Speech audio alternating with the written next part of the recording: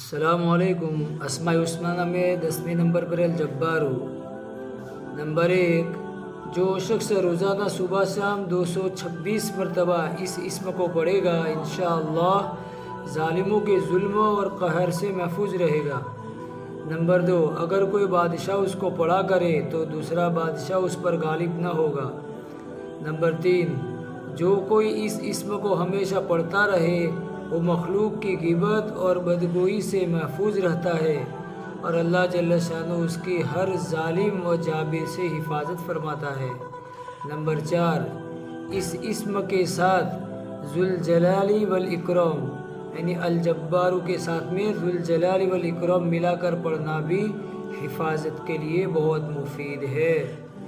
इंशाअल्लाह इस तरह वीडियो आप भी सुने और इन बातों पर अमल करें, आगे भी शेयर करें।